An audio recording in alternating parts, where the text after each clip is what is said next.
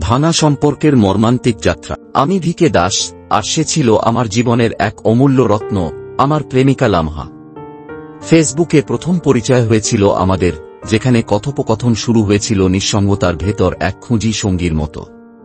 সময়ের সাথে সাথে আমাদের সম্পর্ক আরও গভীর হয়ে উঠেছিল।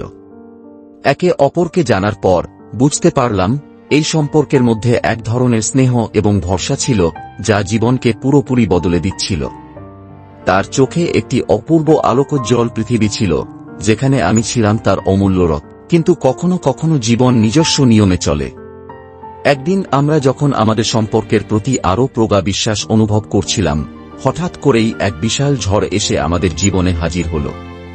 লামহার বাবা মা আমাদের সম্পর্ক সম্পর্কে জানতে পারলেন।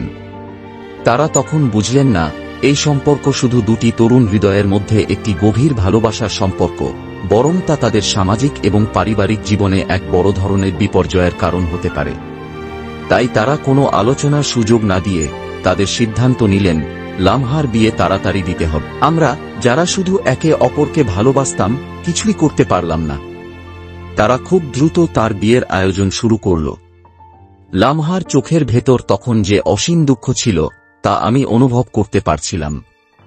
সে আমার দিকে তাকিয়ে চোখের কোণে এক আর্দ্রতা জমিয়ে রেখেছিল, কিন্তু সে কিছুই বলতে পারছিল না।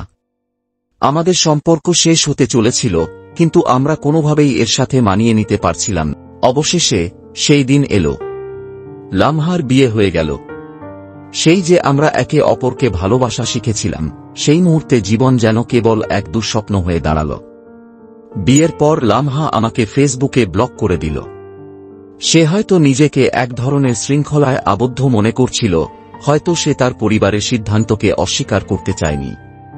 কিন্তু এটার যে এক গভীর কষ্ট ছিল সেটা আমি অনুভব করছিলাম। আমি নিজেকে একেবারে নিঃসঙ্গ মনে করছিলাম। আমি জানতাম না কিভাবে এই ক্ষতিপূরণ করা সম্ভব। লামহার প্রতি আমার ভালোবাসা ছিল, কিন্তু তার সিদ্ধান্তকে আমি অস্বীকার করতে পারছিলাম না। দিনগুলো একে একে চলে যাচ্ছিল, আর আমি ক্রমেই আরও বেশি হতাশ হয়ে পড়ছিলাম। আমি জীবনে এত বড় একটা খণ্ডন দেখছিলাম, যা শুধু আমাকে নয়, আমাদের দুজনকেই ক্ষতিগ্রস্ত করেছে। সেই দিনগুলো যে কতটা কষ্টের ছিল তা শুধুমাত্র আমি জানি। প্রতিটি মুহূর্ত ছিল যেন এক পাথরের মতো ভারী। আমি মনে করতে পারতাম না আগের সেই হাস্যোজ্জ্বল দিনগুলোর কথা। লামহা আর আমি সেই সম্পর্কের মধ্যে ছিলাম যেখানে একে অপরের সঙ্গ ছাড়া কিছুই মনে হতো না। কিন্তু তার বিয়ে হওয়ার পর সে আর আমার কাছের কেউ ছিল না। এক অজানা ভয় আমাদের জীবনের পথে চলে এসেছিল, যেটি আমাদের সম্পর্ককে একেবারে শেষ করে দিয়েছিল। তবে আমি জানি সময়ের সাথে সাথে সবকিছু বদলে যায়। তবে কখনো কখনো কিছু সম্পর্ক আমাদের জীবনে এমনভাবে জায়গা করে নেয় যে তা কিছুতেই ভুলে যাওয়া সম্ভব হয় না। লামহার প্রতি আমার ভালোবাসা কখনো ম্রিয়মান হয়নি।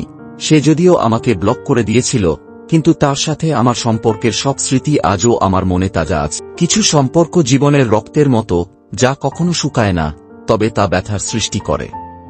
আমি জানি আমি কখনো লামহার ভালোবাসা ভুলব না।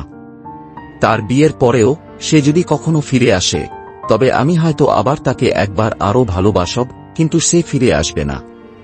আমাদের সম্পর্ক ছিল এমন এক যাত্রা যা শেষ হয়েছিল পরিণতির এক কঠিন বাঁকে। আর সেই বাঁকটি অতিক্রম করতে সময় ও প্রার্থনা ছাড়া আর কিছুই আমার হাতে ছিল না। এটা ছিল আমাদের সম্পর্কের গল্প।